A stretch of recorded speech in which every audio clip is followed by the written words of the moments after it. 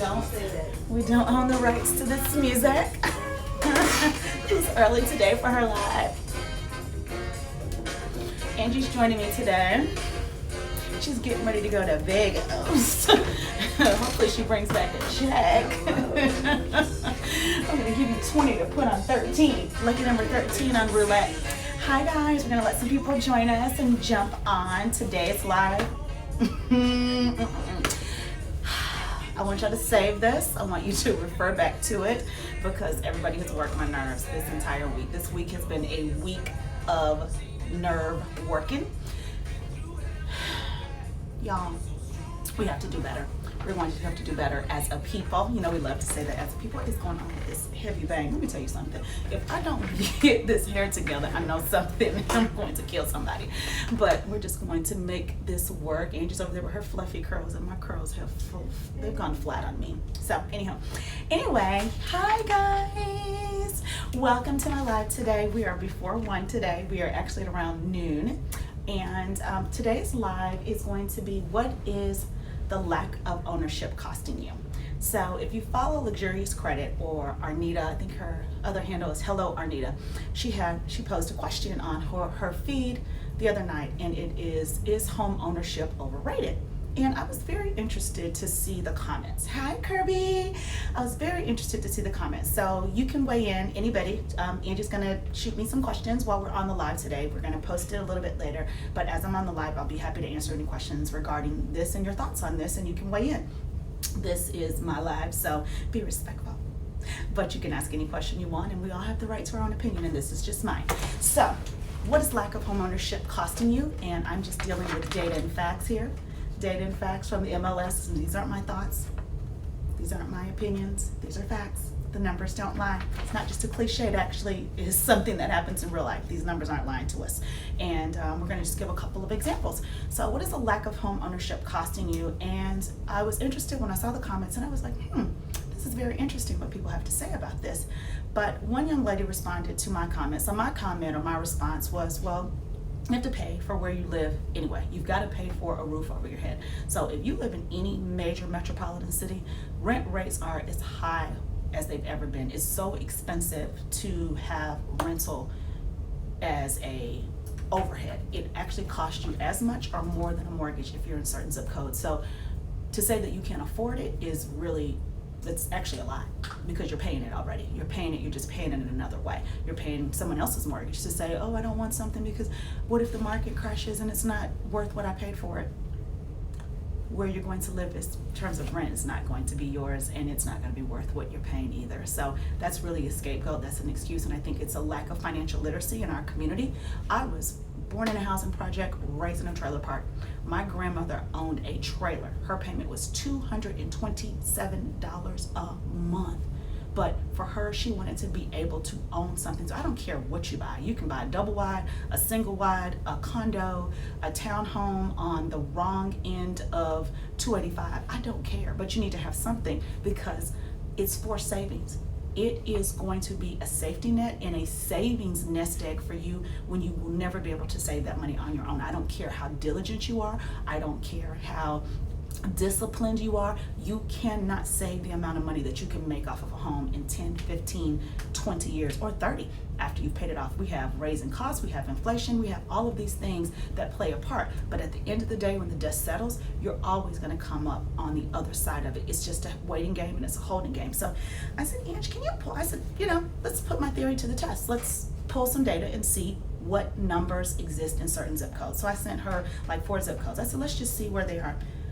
We have 2 homes in DeKalb that were purchased for $70,000 and $84,000. Both homes sold for over $400,000 a year and a half later. Get a hold of those nickels and rub those together. I said, wait a minute, what? I was looking for a steady climb of 5% per year. No, honey, they made a lick. So this is 2 homes they purchased on the same street. So clearly these were flips. They purchased one for $70, one for $84, one they sold for $419, only paid $600 in closing costs. The other one they sold for $419, paid $5,000 in closing costs. One was only on the market for 11 days. The other was on the market for 80 days. I think they made out quite well. So even if they did a full demo at $100 a square foot, they still had a net, even after cost and carrying cost and loan origination fees and everything else, that investor made clear at least $100,000 because he was willing to take a chance on the neighborhood. You could have gotten that same home yourself and did a 203K and did a renovation and only put $100,000 in it, and you'd have a home that's worth $400,000. So that's what not investing and not owning is costing you. Someone else is going to make the money. You just got to decide where you want to be in this equation. You can either be a consumer or you can be a supplier.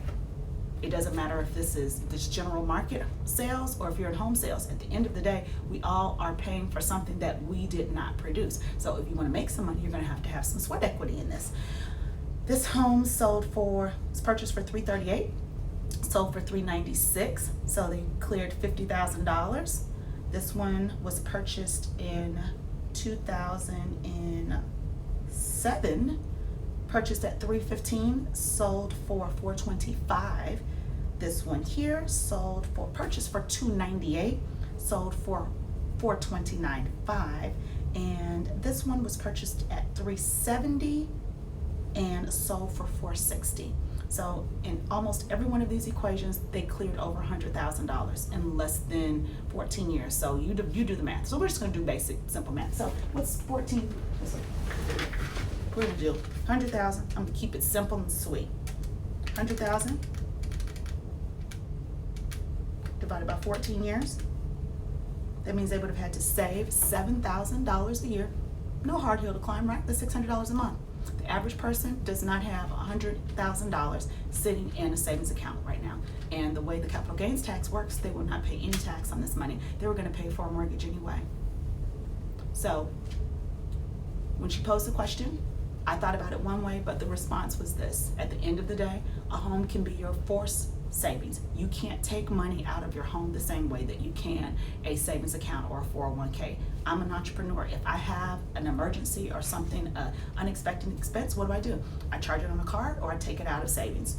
It's harder to put that money back. It's hard to resave. But if you're paying for a home and it's appreciating, it's not that easy to just go out and take money out of your home. It's a process. So it will charge you to be a little bit more resourceful when paying for emergencies. So again, a forced savings plan will be a great way to look at it. If you bought a home in 2001, we are now in 2019. That's almost 20 years. A mortgage is at the end. So almost all of the money you're paying now is going towards principal. So you wouldn't owe as much on the home. So there's so many ways that you can look at this, but more than anything, if you don't take anything else from this live, when someone tells you don't buy a home, the market is about to crash, first of all, we can't have a market like we had in 2007 because we haven't had enough new construction. There's not enough inventory. We don't have enough inventory on the market right now to sustain anything like that. Anybody who purchased a home in the past 7-8 years, they had to be able to qualify on paper. There are no stated loans that would allow them to be able to be in a home that they could not afford to be in. The mortgage rate is the rate, the payment is the payment, and rent rates are the rent rates. So if they lost their home, they're going to be homeless because you can't get rent right now less than $1,500 inside 285, almost anywhere if you're in Atlanta. So if you're in any major metropolitan area, I charge you to look at rental rates, look at the interest rate, and look at what you can save right now to put on a down payment. There's 100% loan programs that are in some markets, but 3.5% down on a $200,000 house is less than $9,000. Something like that. I'm just going to give you the numbers right quick. $87.50. So for $87.50, that's what you should have had saved if you were saving.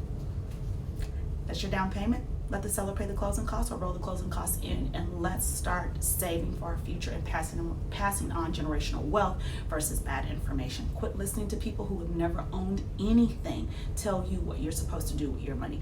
I have been in the ups and the downs of the economy. I have made great investments in land, lost it, came back, flipped it. There's no bad or good way to do this. The market is the market, but I can tell you when all the dust settled, I still came up on top. So this is just a part of it, but paying for a home and home ownership is your responsibility for your financial future. And I hope that you will go to our site and apply or text Approve Me to 888-111 and let us see how we can help you take charge of your future. You've got these $1,000 student loan payments, you've got a $1,000 car payment, but no home. Those things just do not match, and we're going to have to readjust some things in order to help you put yourself in a better financial situation. So text me 888-111 approve me, and let's see if we can get you approved. And if you can't get approved now, it's not no, it's just no right now. So if you've got student loans that are in default, we need to know how we can get you out of a default situation so that you can purchase a home. If your car payment is $800 or $1,000, but the car is only worth $20,000, we need to get the car refinanced, and we need to get you out of an upside down situation. So all of those things can be worked out. All of those things can be addressed in the loan process. And sometimes the money is there, you're just spending it in other ways, and we want to help you make more sound financial decisions. This is my initiative for 2019, is to make sure that you have the right information. You have any questions, make sure you DM me. Angie's gonna send us off with music before she goes on her trip. I'm jealous. She's gonna get some sun. Vegas. Yes. I need some Poolside sun. pimpin'. Poolside pimpin'. Bye guys. Have a good one. Going to go meet some people about some money today. Signing off. Bye guys.